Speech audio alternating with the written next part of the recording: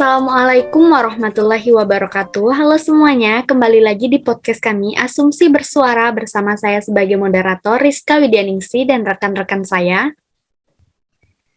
Saya Fitri Andriani. Saya Vina Dita Mandasari. Nah, pada podcast kali ini kami akan tanya jawab tentang completing the account. Sebelumnya saya mau nanya sama Fitri nih, ada nggak sih alat bantu yang kita gunakan dalam menyusun laporan keuangan? Tentu ada ya, yaitu kertas kerja. Namun, kertas kerja ini bersifat opsional, tidak wajib digunakan. Nah, pengertian kertas kerja ini adalah suatu kertas yang terdiri dari banyak kolom yang setiap kolomnya berisi informasi tentang akun beserta saldonya masing-masing dan terdiri dari 5 kolom utama. Yang pertama itu kolom neraca saldo, kolom ayat jurnal penyesuaian, kolom neraca saldo setelah penyesuaian, kolom laba atau rugi, dan kolom posisi keuangan. Oh, jadi ada ya alat bantu yang kita gunakan dalam menyusun laporan keuangan, itu namanya kertas kerja. Nah, lalu bagaimana sih langkah-langkah yang kita lakukan dalam pembuatan kertas kerja menurut Vina? Jadi ada 5 langkah ya yang harus kita lakukan dalam membuat kertas kerja. Langkah yang pertama yaitu untuk kita memindahkan informasi dari neraca saldo. Yang kedua, kita memindahkan informasi dari jurnal penyesuaian ke dalam kolom AJP atau ayat jurnal penyesuaian dalam kertas kerja. Yang ketiga, itu menyelesaikan neraca saldo setelah penyesuaian dengan menyembelahkan saldo dari akun pada neraca saldo dengan saldo akun pada jurnal penyesuaian. Nah, yang keempat, itu memilah akun mana saja yang masuk pada laporan laba rugi atau akun pendapatan dan akun-akun beban. Nah, yang kelima, itu memilah akun yang masuk dalam laporan posisi keuangan, yaitu aset, liabilitas, dan juga ada ekuitas. Oh, jadi ada 5 langkah ya yang kita lakukan dalam pembuatan kertas kerja. Lalu kan kita ini membahas tentang completing the account. Ini erat kaitannya sama jurnal penutup. Nah, menurut Fitri, mengapa sih perlu dibuatnya jurnal penutup? Mengapa perlu dibuat jurnal penutup? Karena jurnal penutup itu dibuat di setiap akhir periode untuk menutup akun-akun nominal dengan menjadikan akun tersebut bernilai 0, sehingga saldo akhir dari masing-masing akun tidak menjadi saldo awal di periode berikutnya. Oh, jadi tujuan dibuatnya jurnal penutup ini agar akun-akun nominal itu bersaldo 0 dan tidak mempengaruhi pada periode berikutnya. Nah, lalu jurnal apa saja sih yang terlibat dalam pembuatan jurnal penutup ini menurut Vina? Jadi yang pertama itu, yang jurnal yang terlibat ada jurnal umum sebagai dasar transaksi mana saja yang akan ditutup. Nah, yang kedua itu jurnal penutup sebagai tempat pencatatan dari transaksi yang ditutup. Yang ketiga, jurnal pembalik sebagai tempat pencatatan untuk membalik akun-akun yang akan ditutup dengan pencatatan berlawanan dengan saldo normalnya.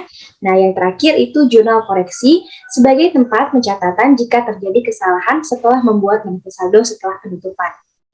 Oh, jadi ada 4 jurnal ya yang terlibat dalam pembuatan jurnal penutup ini. Ada jurnal umum, ada jurnal penyesuaian, ada jurnal pembalik, dan jurnal koreksi. Nah, lalu apa saja sih pembagian akun dalam jurnal penutup ini menurut Fitri?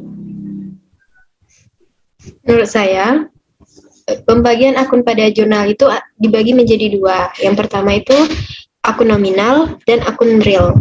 Nah, akun nominal ini adalah akun pada kelompok laporan laba rugi ditambah dividen dan FRIP yang akan ditutup pada setiap akhir periode.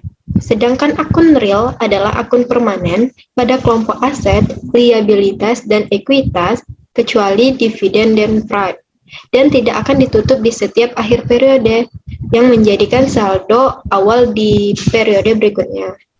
Oh, jadi ada 2 jenis akun ya dalam jurnal penutup ini, ada akun nominal sama akun real. Nah, kan pada akun nominal itu merupakan akun-akun pada laporan laba rugi.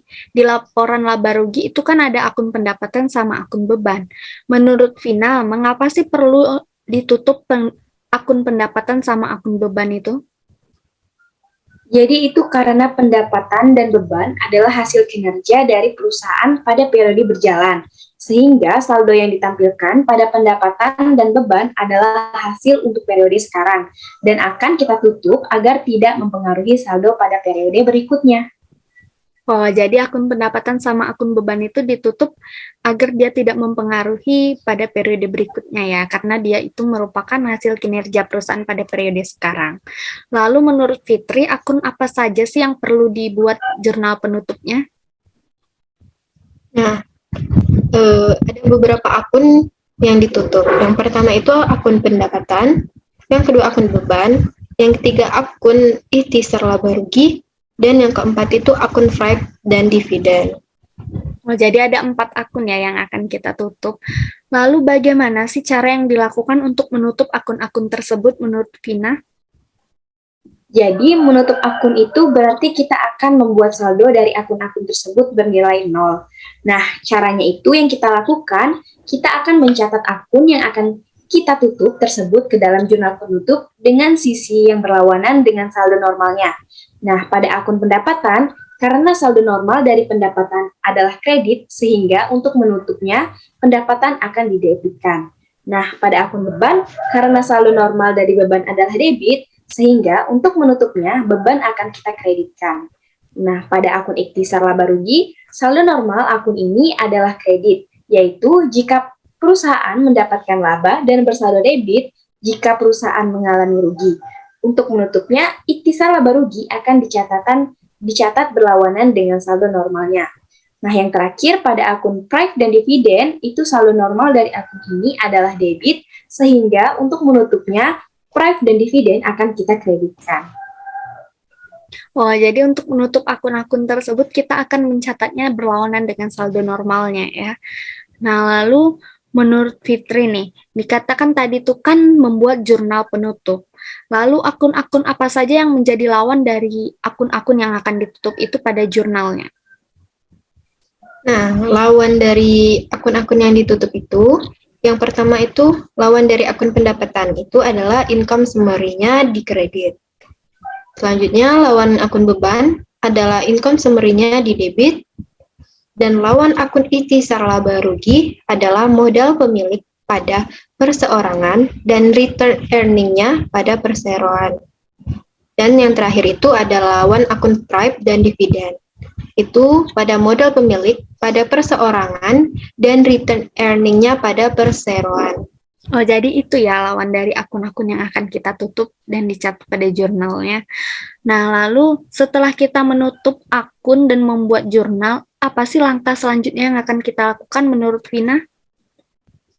Jadi langkah selanjutnya itu, setelah kita membuat jurnal penutup, maka kita akan memposting saldo dari masing-masing akun ke dalam buku besarnya, karena jurnal dan posting itu sepaket. Setelah itu, kita akan kembali menghitung saldo akhir dari masing-masing akun dan menyusunnya dalam suatu daftar bernama neraca saldo setelah penutupan yang selanjutnya akan menjadi saldo awal pada periode berikutnya. Oh, jadi setelah kita membuat jurnal itu, kita harus mempostingnya kembali ke dalam buku besar dan menghitung saldo dari akun tersebut, lalu menyusunnya ke dalam suatu daftar namanya neraca saldo setelah penutupan. Nah, menurut Fitri nih, bagaimana jika kita telah menyelesaikan untuk membuat neraca saldo setelah penutupan, namun terjadi kesalahan pencatatan? Nah, menurut Fitri bagaimana? Menurut saya, jika terjadi kesalahan pencatatan dan kesalahan itu disadari, serta ingin melakukan perbaikan, maka dapat dibuat jurnal koreksinya untuk memperbaiki kesalahan pencatatan dan untuk membenarkan dampak dari kesalahan yang ditimbulkan. Oh, jadi jika kita terjadi kesalahan pencatatan setelah membuat neraca saldo setelah penutupan, itu kita bisa membuat jurnal koreksi ya. Nah, lalu apa saja sih yang perlu diperhatikan untuk membuat jurnal koreksi menurut Vina? Jadi yang harus kita perhatikan saat kita membuat jurnal koreksi itu, jika ada akun yang seharusnya terlibat tetapi dilibatkan dalam jurnal yang salah, maka harus dihapus dan dibuat jurnal koreksinya. Nah, yang kedua itu jika ada akun seharusnya terlibat tetapi tidak dilibatkan, maka dapat dimunculkan dalam jurnal koreksi. Yang ketiga, jika ada akun yang terlibat tetapi dicatat dalam posisi yang salah, maka dikoreksi dengan mencatat pada posisi yang benar dengan nilai hasil penjumlahan akun yang salah dan benar. Nah, yang terakhir itu, jika ada akun dicatat dalam posisi yang benar, tetapi nilainya salah, maka dikoreksi dengan menyesuaikan sampai nilai benar dengan selisih antara nilai salah dan benar. Oh, jadi ada beberapa hal ya yang perlu kita perhatikan sebelum kita membuat jurnal koreksi. Lalu, langkah apa saja sih yang kita lakukan untuk membuat jurnal koreksi menurut Fitri? Jadi langkah yang dilakukan dalam membuat jurnal koreksi itu yang pertama, yaitu harus tahu dulu jurnalnya yang dibuat salah dan menyadarinya. Yang kedua, tahu jurnal yang benarnya. Dan yang ketiga itu melakukan analisis kesalahan pencatatan dengan jurnal koreksi. Oh, jadi ada 3 langkah yang kita lakukan untuk membuat jurnal koreksi. Nah, mungkin itu saja pertanyaan-pertanyaan dari saya. Terima kasih kepada Fitri dan Vina telah menjawab pertanyaan-pertanyaan terkait dengan completing the account. Terima kasih juga sudah menonton podcast kami. Jangan lupa saksikan podcast-podcast kami selanjutnya. Mungkin itu saja dari saya. Saya akhiri. Wabillahi taufiq wal hidayah. Wassalamualaikum warahmatullahi wabarakatuh.